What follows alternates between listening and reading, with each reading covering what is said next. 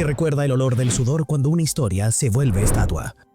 Con el tiempo todo se simplifica, un nombre, un acto, un número perfecto, pero la verdad suele ser más áspera.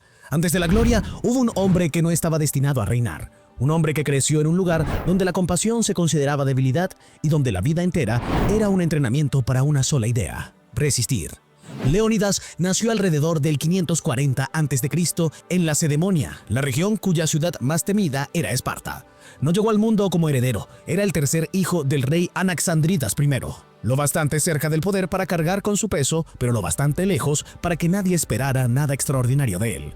El trono parecía reservado para su medio hermano Cleómenes, y si el destino cambiaba, para Dorio, el segundo hermano mayor. Leónidas, en teoría, solo debía aprender a obedecer. Pero Esparta no era como el resto de Grecia. No se gobernaba con un único rey, sino con dos, una diarquía. Dos diárquicos compartían funciones militares y religiosas, vigilados por la Gerusia, un consejo de ancianos capaz de frenar leyes y decisiones, y por 5 eforos que controlaban el equilibrio interno. Incluso un rey podía sentirse observado. Allí el poder no era un premio, era una cuerda tensa.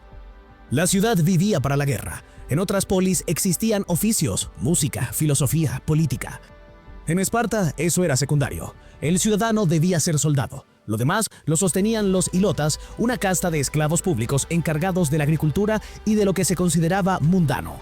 El honor supremo no era vivir bien, sino morir en batalla. Y esa idea no se enseñaba con discursos, se incrustaba en la piel desde la infancia.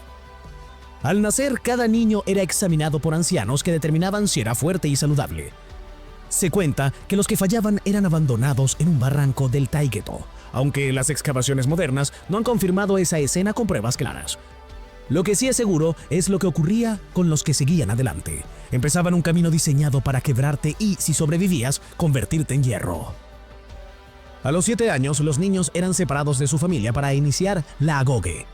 Vivían en grupos, bajo la custodia de un tutor que instruía disciplina, combate, resistencia, lealtad a la ciudad. Los alimentaban poco para que aprendieran a soportar el hambre y se vieran obligados a robar. Y si los atrapaban, el castigo no era por robar, sino por haber sido bastante torpes como para dejarse descubrir. Leónidas no era el primogénito, no tuvo excepción, pasó por lo mismo, y cuando alcanzó la edad en que un espartano se consideraba un hombre completo, ya había aprendido la regla central de su mundo. Esparta no te pregunta quién eres, te pregunta cuánto aguantas. El destino cambió sin anunciarse. Cleómenes reinó durante años. Dorio murió lejos, intentando fundar una colonia en Sicilia. Y el orden que parecía sólido empezó a resquebrajarse. Intrigas, fracasos políticos, tensiones internas. Cleómenes terminó arrestado y poco después apareció muerto en prisión, en circunstancias que muchos consideraron inquietantes. No dejó hijo varón, solo una hija, Gorgo. Y así el tercer hijo, el que no estaba destinado a reinar, se encontró con la corona sobre la cabeza. Leónidas ya no era joven, superaba los 50 años cuando se convirtió en rey de Esparta, y además selló su posición casándose con Gorgo, hija de Cleómenes. No heredó un trono estable, heredó un mundo que empezaba a temblar. Porque al este crecía una sombra gigantesca. El imperio persa aquemenida era la mayor potencia del mundo antiguo. Su territorio se extendía desde la India hasta Egipto y Babilonia. Décadas antes, Darío I había intentado someter a las ciudades griegas, pero fue derrotado en Maratón. Aquella herida no cicatrizó. 10 años después, su hijo Jerjes I decidió completar lo que su padre no pudo. Reunió el mayor ejército de su tiempo. Las cifras antiguas hablaban de millones. Las estimaciones modernas son más prudentes, pero aún así colosales. Decenas de miles de hombres avanzando hacia Grecia. Para las polis griegas, divididas durante generaciones por rivalidades internas, aquello representaba algo nuevo, la posibilidad real de desaparecer. Por primera vez en mucho tiempo, varias ciudades dejaron a un lado sus disputas y formaron una alianza. No todas, pero sí algunas de las más influyentes: Atenas, Corinto, Tebas y por supuesto Esparta. La llamaron Liga Helénica. Sin embargo, para los espartanos, la guerra no era solo estrategia, era también religión. Ante la amenaza persa, consultaron al oráculo de Delfos. La respuesta fue clara y terrible: o Esparta sería destruida o uno de sus reyes descendientes de Heracles debía morir. No había una tercera opción. O la ciudad caía o un diarca entregaba su vida. La asamblea eligió que fuera el otro rey quien asumiera el destino, pero Leónidas no aceptó quedarse al margen. En Esparta, la muerte en combate no era una tragedia, era el honor supremo. Y para un hombre formado desde la infancia bajo esa idea, la profecía no sonaba a condena, sino a propósito. Si un rey debía caer para salvar a la ciudad, no sería otro quien cargara con esta gloria. Leónidas tomó la decisión que lo convertiría en leyenda. No esperaría a que el destino lo eligiera, él mismo avanzaría hacia él. Cuando comenzó la marcha hacia el norte, no lo hizo con todo el poder de Esparta. Las festividades religiosas de las Cárneas impedían movilizar el ejército completo, así que reunió a 300 espartiatas, su guardia de élite, hombres que ya tenían al menos un hijo varón para asegurar su linaje. A ellos se sumaron periecos, ílotas y contingentes de otras polis aliadas.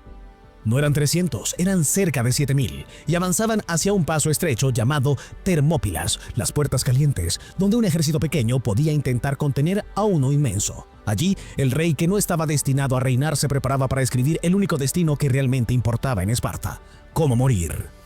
En agosto del 480 a.C., el polvo del ejército persa cubría el horizonte. Frente a ellos se alzaba el paso de las Termópilas, un desfiladero estrecho donde la superioridad numérica podía perder su ventaja. Allí, Leónidas decidió resistir. Antes del combate, Jerjes envió un mensaje. Si los griegos entregaban las armas, serían perdonados y recompensados. La respuesta fue breve y definitiva: ven y tómalas. No era desafío vacío, era coherencia con toda una vida de disciplina. Cuando comenzaron los ataques, oleadas de infantería persa chocaron contra la falange griega. En aquel espacio reducido, los escudos formaban un muro compacto y las lanzas sobresalían como una barrera impenetrable. Día tras día, los persas avanzaban para retroceder entre bajas. Incluso los inmortales, la guardia de élite de Jerjes, fracasaron en romper la línea. El segundo día fue igual. La caballería no podía maniobrar en el estrecho paso. El número ya no bastaba. El mito de la invencibilidad persa empezó a resquebrajarse. Pero entonces llegó la traición. Un hombre llamado Efialtes reveló a Jerjes una senda montañosa que rodeaba la posición griega. No era un monstruo, sino un traidor movido por la ambición. Gracias a él, los persas avanzaron por la retaguardia. Cuando Leónidas supo que estaban rodeados, comprendió que la batalla no podía ganarse. Sin embargo, aún podía decidir cómo terminarla. Ordenó a la mayoría de los aliados retirarse para advertir a sus ciudades y seguir luchando. Él se quedó con sus 300 espartiatas y un pequeño grupo que eligió compartir su destino. El combate final fue feroz. Ya no defendían un paso, buscaban infligir el mayor daño posible antes de caer. Finalmente, una lluvia de flechas puso fin a la resistencia. Jerjes, frustrado, ordenó decapitar el cuerpo de Leónidas. La batalla se perdió, pero el efecto fue otro. Grecia comprendió que Persia podía ser detenida. Un año después, las derrotas persas en Salamina y Platea obligaron a Jerjes a retirarse. Leónidas murió en las Termópilas, pero su decisión transformó una derrota en símbolo. No fue el número lo que hizo eterna su historia, sino la elección consciente de no retroceder cuando todo estaba perdido.